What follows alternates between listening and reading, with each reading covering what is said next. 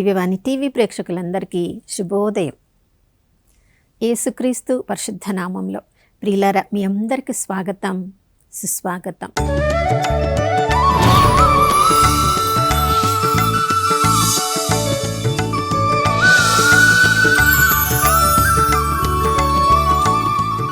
గడిచిన దినమంతా కంటికి రెప్పలా కాచుకున్న దేవాతి దేవునికి పూర్ణ హృదయంతో, పూర్ణ ఆత్మతో, పూర్ణ శక్తితో వందనాలు తెలియచేద్దాం. దేవుని ప్రేమ తరిగిపోలేదు, ఆయన కరుణ సమసిపోలేదు. ప్రతి ఉదయము ఆయన వైపు ఎవరెవరైతే ఆశతో, విశ్వాసంతో, నిరీక్షణలో చూస్తారో వారందరిపై నూతనంగా తన ప్రేమను, కరుణను కుమ్మరిస్తానని వాగ్దానం చేసిన దేవుడు నమ్మదగినవాడు, విశ్వసనీయుడని విలాప గీతంలో 3వ అధ్యాయము 22, 23 వచనాల్లో మనం చదువుతున్నాం. ప్రియులారా, మనం నమ్మే దేవుడు, మన సృష్టికర్త, మన పరలోకపు తండ్రి నమ్మదగినవాడు. కాబట్టి మనం ఎంత బలహీనులమో, మనల్ని మనం ఎలా నడిపించుకోలేని బలహీనతలో మనం ఉన్నామో ఆ తండ్రికి బాగా తెలుసు. అందుకని ప్రతి ఉదయము నూతనంగా తన ప్రేమతో, కరుణతో, శక్తితో మనల్ని నింపుతూ ఉంటారు. ఎందుకంటే ఆ ప్రభువు వైపు చూసి నడిచిన వాళ్ళందరూ కూడా విజయ పథంలో ముందుకు కొనసాగుతారని, ఆ ప్రభువు పట్ల విశ్వాసంతో ఎవరెవరు ఉంటారో వారిదే విజయం అని ఎవరెవరు తెలుసుకుంటారో వారందరి పట్ల దేవుడు నమ్మదగిన వాడుగా ఉన్నాడు. నా ప్రియ సహోదర, సహోదరి, ఈ ఉదయకాలంలో మన జీవితాన్ని మనం పరిశీలించుకున్నప్పుడు, మన జీవితాన్ని మనం చూసుకున్నప్పుడు ఎన్నో లోట్లు, ఎన్నో లేమిలు మన జీవితంలో ఉన్నాయి. కొన్నిసార్లు మన జీవితంలో ఉన్న ఆ గోతిని, ఆ బలహీనతలను అది మనకు చూసినప్పుడు మన జీవితం ఇక ముందుకు సాగుతుందా అని మన మీద మనకే అనుమానం కలుగుతుంది. ప్రియులారా, ఆ గోతి మనం చేసిన పాపాల వల్ల కావచ్చు, మనం అనుభవిస్తున్న పాప భారం వల్ల కావచ్చు, మనం ఇతరులను నమ్మినప్పుడు వాళ్ళను మోసం చేయడం వల్ల ఇక ఎవరిని నమ్మలేని పరిస్థితులలో మనము ఎలా ముందుకు జీవితాన్ని కొనసాగించాలి అనుకుంటూ ఉండవచ్చు.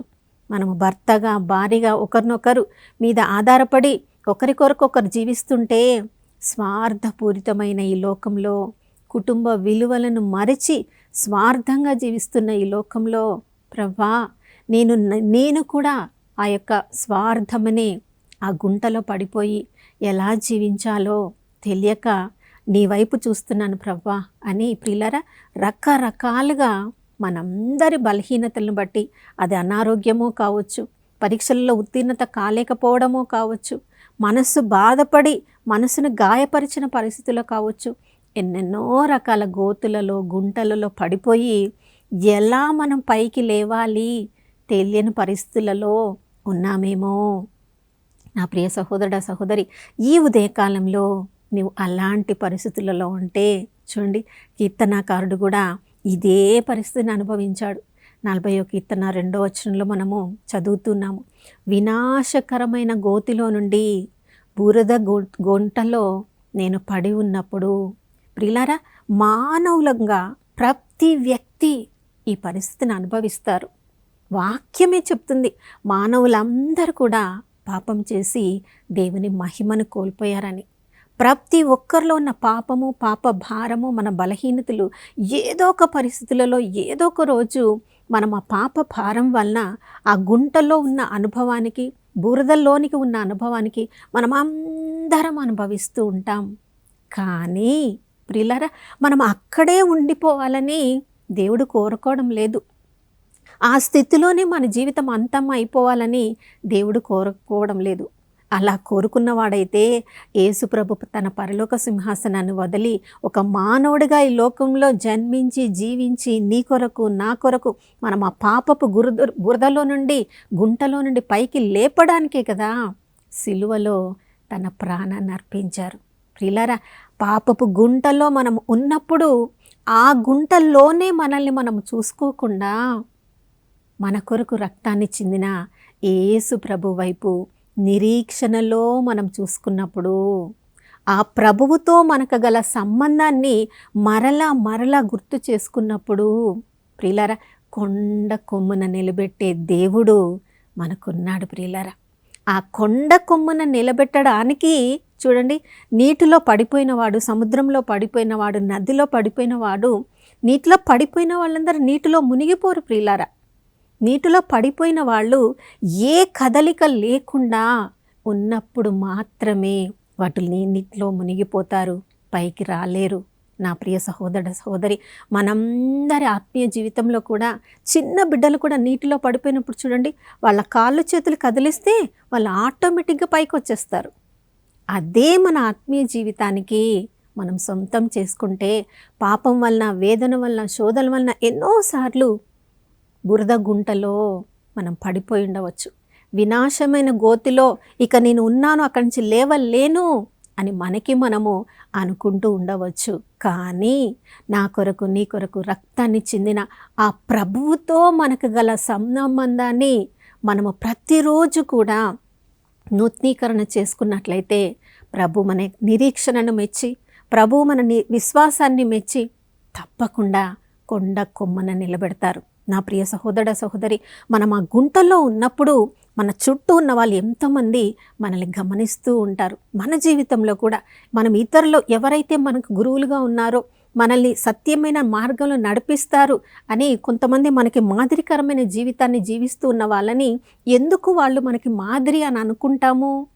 వాళ్ళు కూడా వినాశకరమైన గోతిని పరిస్థితిని అనుభవిస్తున్నప్పుడు వారి జీవితం ఎలా ఉంది, వారి దేవునితో ఎలా సంబంధాన్ని కలిగి ఉన్నారు, ఆ సంబంధం ఎలా ఆ పరిస్థితి నుంచి వారిని బయటికి తీసుకొని వచ్చింది అని మనం గమనిస్తూ ఉంటాం. దానివల్లనే మనము వారి యొక్క పరిస్థితిని చూసి వాళ్ళు ఎలా బయటికి వచ్చారో మనము కూడా ఆ పరిస్థితి నుంచి అలా బయటికి రావాలని ప్రయత్నిస్తూ ఉంటాం. ప్రియులారా, ఈ లోకంలో ఏ మనిషి, ఏ వ్యక్తి మనల్ని వినాశకరమైన గోతి నుండి పైకి తీసుకొని రాలేరు.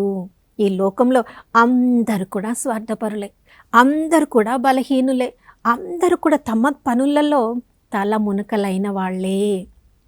కానీ మన కొరకు ప్రాణత్యాగం చేసిన యేసుక్రీస్తు ప్రభుల వారు తండ్రి కుడి ప్రక్కన కూర్చొని నీ కొరకు నా కొరకు విజ్ఞాపనకర్తగా ఉన్నారని ఆ సత్యాన్ని మనం గుర్తు చేసుకొని ఆ సత్యంలో నిరీక్షణ కలిగి ఆ ప్రభువుతో ఆ వినాశకరమైన గోతిలో నుండి కూడా ప్రభువుతో మాట్లాడగలిగితే, ప్రభు పట్ల విశ్వాసం కలిగి ఉండగలిగితే, ప్రభువుని ఆ పరిస్థితిలోనికి స్తుతి ద్వారా మనం తీసుకొని రాగలిగితే ప్రియులారా, ఏ గోతులు మనల్ని ఏమి చేయలేవు. తప్పకుండా నమ్మదగిన దేవుడు, విశ్వసనీయుడు కొండ కొమ్మున మనల్ని నిలబెడతారు. దావీదు రాజు జీవితంలో మనం చూసినప్పుడు సౌలు రాజాను వెంటపడి తరుముతూ ఉన్నప్పుడు ప్రియులారా, దావీదు యుద్ధంలో అన్నిట్లలో గెలిచాడని తెలిసిన వాళ్ళు కూడా ఏ ఒక్కరు కూడా ఆ సౌలు రాజ్యంలో ఉన్నవాళ్ళు అతనికి సహాయం చేయలేకపోయారు. కొండలు, కోనలు, గుట్టలు పట్టుకొని తిరుగుతున్న పరిస్థితులలో చూడండి, రాజుల దినచర్య 1 గ్రంథంలో మనం చదువుతున్నాము. ఆకీష్ రాజు దగ్గరికి, ఒక ఫిలిస్తీయ రాజు దగ్గరికి వెళ్ళి, అన్య రాజు దగ్గరికి వెళ్ళి అతడు తలదాచుకుంటున్నాడు. కానీ అంతకుముందు దావీదు గురించి తెలిసిన వాళ్ళు ఆ ఆకీష్ రాజుకు చెప్తున్నారు, ఇతడు ఇజ్రాయేలు వాడు, మనకి శత్రువుగా ఉన్నవాడు, ఇతడు నీ దగ్గర ఎలా తలదాచుకుంటాడు, నువ్వు ఇతనికి ఎలా తలదాచుకోవడానికి స్థలం ఇస్తున్నావు అని రాజుకి ఎంత చెప్పడానికి ప్రయత్నించినా చూడండి, ఆ దేవునితో దావీదుకు ఉన్న సంబంధం వలన తన మతిస్థిమితము లేని వాడి వలె విచిత్ర ప్రవర్తన చేయడం వలన ఆ ఆకీష్ రాజు దావీదును నిజమైన వాడుగా తెలుసుకోలేకపోయాడు. అది దేవుడిచ్చిన జ్ఞానం. అప్పటికప్పుడు తలదాచుకోవడానికి ఆ ఆకీష్ రాజుకి దేవుడు దావీదు మీద దయ చూపించాడేమో. ప్రియులారా, మనం ఏ పరిస్థితిలో ఉన్నా మనల్ని కాపాడగలిగేది ఆ దేవుడు మాత్రమే. అటువంటి పరిస్థితుల్లో ఏ మనుషులు కూడా అతనికి సహాయం చేయలేని, తన సొంత కుటుంబ సభ్యులు కూడా సహాయం చేయలేని పరిస్థితులలో దావీదు ఉన్నప్పుడు ఆ ఆకీష్ రాజు ద్వారా దేవుడే అతనికి సహాయం చేశాడు. ప్రియులారా, ఎప్పుడెప్పుడు ఎటువంటి పరిస్థితుల్లో మనమున్నా దేవుడు మనకిచ్చిన ఆ సంబంధముతో దేవునికి స్తుతి గీతాలు పాడుతున్నప్పుడు, కీర్తనలు పాడుతున్నప్పుడు దేవుడిని ఆ పరిస్థితిలోనికి మనం తీసుకొని వస్తున్నాం. చూడండి, అపోస్తులైన పౌలు శిలాసులు అపోస్తుల కార్యములు 16వ అధ్యాయంలో మనం చదువుతున్నాం. అక్కడ పరిస్థితులందరినీ చూసినప్పుడు వాళ్ళు చెరసాలలో ఉన్నారని బయట ఎవరికీ తెలియదు. ఎవరికి తెలియనప్పుడు వాళ్ళని చెరసాల నుంచి బయటికి ఎలా తీసుకుని వస్తారు? అపోస్తులైన పౌలు శిలాసులు వాళ్ళ ఉన్న ఆ యొక్క చెరసాల అనే గోతిని చూసి వాళ్ళు బాధపడడం లేదు, భయపడడం లేదు ప్రియులారా. అటువంటి పరిస్థితులలో అర్ధరాత్రి సమయమున దేవుని వాళ్ళు స్తుతిస్తున్నప్పుడు, దేవుని సన్నిధి వారి మధ్యలోనికి దిగి వచ్చినప్పుడు ప్రియులారా, చెరసాల అధికారి ఆయన ఒక అన్యుడు. అతడు దేవుని గురించి, సత్యం గురించి, యేసుప్రభు గురించి అతనికి ఏమీ తెలియదు, పాపంలో ఉన్నవాడు. కానీ వాళ్ళు అంత కఠినమైన పరిస్థితిలో ఉండి కూడా దేవుని స్తుతిస్తూ ఉన్నప్పుడు ఒక పాపి హృదయాన్ని వాళ్ళు దేవుని వైపుకు తీసుకొని రాగలిగారు. మన పరిస్థితి ఏదైనా మనకి దేవునికి గల సంబంధంతో ఆ ప్రభుని స్తుతిస్తున్నప్పుడు మన చుట్టూ ఉన్న వాళ్ళ పరిస్థితి ఏంటో వాళ్ళకి తెలియగలిగి దేవుడు వారి హృదయాలను కూడా సత్యముతో రగిలింప చేస్తాడు. నా ప్రియ సహోదర సహోదరి, ఈ ఉదయకాలంలో నువ్వు ఏ పరిస్థితిలో ఉన్నావు? ఏ పరిస్థితి అనే గుంటలో నుంచి నువ్వు బయటికి రాలేకపోతున్నావు? పాపం అనే గుంటలో నీవు ఉన్నావా? మన కొరకే రక్షకుడిగా యేసుప్రభు తన యొక్క రక్తాన్ని చిందారు. ఈ లోకంలో ఎంతమంది అయినా కూడా ఆ యేసు ప్రభు యొక్క రక్తంతో శుద్ధి చేయబడిన వాళ్ళు మాత్రమే వాళ్ళు ఇరుకైన మార్గంలో నడవడానికి, గోతిలో ఉన్నప్పటికీ కూడా ప్రభుని స్తుతించినప్పుడు ఆ ప్రభు ఇచ్చిన శక్తి ద్వారా వాళ్ళు కొండ కొమ్మన నిలిపే ఆ దేవుడి మీద వాళ్ళు నిరీక్షణ పెట్టిన ఏ ఒక్కరిని కూడా దేవుడి లోకంలో ఒంటరిగా వదిలిపెట్టలేదు. ప్రియులారా, నీవు ఏ పరిస్థితుల్లో ఉన్నావు? ఏ పరిస్థితి నేను ఇంకా బురదలోనికి తీసుకొని వెళ్తుంది అనిపిస్తుంది? ఏ నిరీక్షణ కోల్పోయి నీవు నిరాశలో ఉండి నన్ను ఎవరు బయటికి తీసుకొని రాలేకపోతున్నారు అని ఎవరి మీద నీవు కోపంగా ఉన్నావా? ఏ మనుషుల మీద నువ్వు ఆధారపడినప్పుడు ఎవరు కూడా నీకు సహాయం చేయలేరు. వాళ్ళు సహాయం చేయాలని చూసినా నీ పరిస్థితి వాళ్ళు అర్థం చేసుకోలేరు కాబట్టి వాళ్ళ సహాయం నీకు సరిపోదేమో. నా ప్రియ సహోదర సహోదరి, మంచి గొర్రెల కాపరి అయిన యేసుక్రీస్తు ప్రభుల వారు తన యొక్క ప్రాణాన్ని అప్పగించి తప్పిపోయిన నీలాంటి నాలాంటి గొర్రె కోసము ఈ లోకంలోనికి వచ్చారు. మరెందుకు ఆ ప్రభు వైపు మనం చూడకూడదు?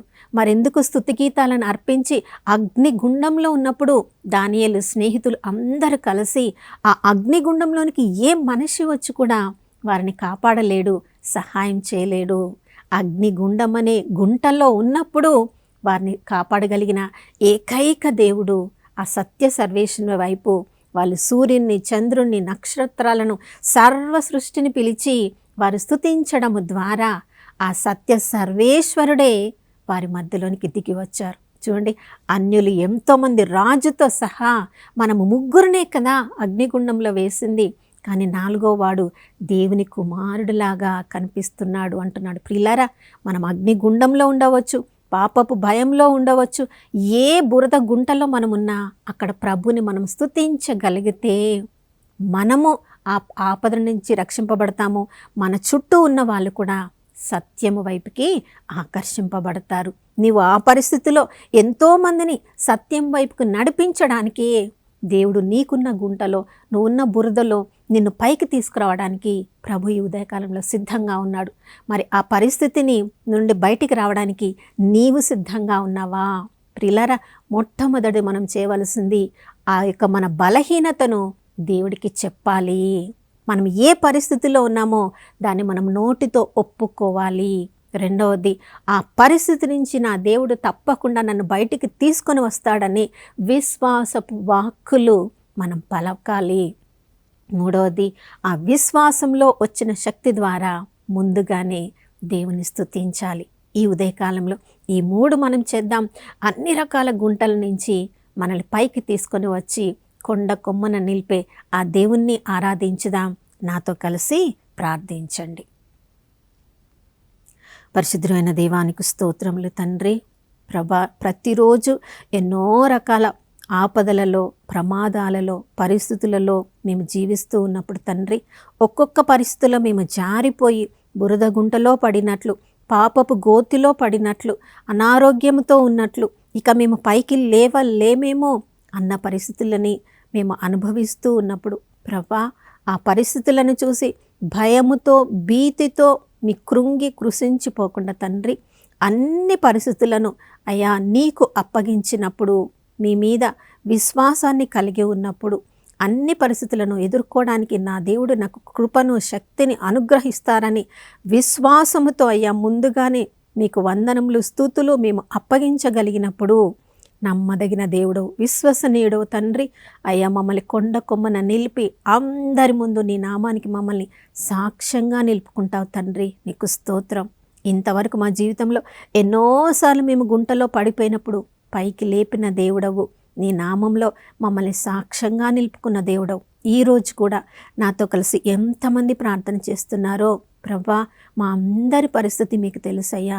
మమ్మల్ని అందరినీ కూడా విజయపథంలో నడిపించమని, మీ నామానికి సాక్షులంగా నిలబెట్టుకోమని యేసయ్య నామంలో అడిగి వేడుకొనిచున్నాం తండ్రి. ఆమేన్. అవును ప్రియులారా, ఎటువంటి పరిస్థితిలో మనమున్నా క్రీస్తు అనుగ్రహించు శక్తి ద్వారా ఎట్టి పరిస్థితినైనా ఎదుర్కొనే ధైర్యం మనకుందని ఆ వాగ్దానం ఈరోజు మనందరిలో నెరవేరునుగాక.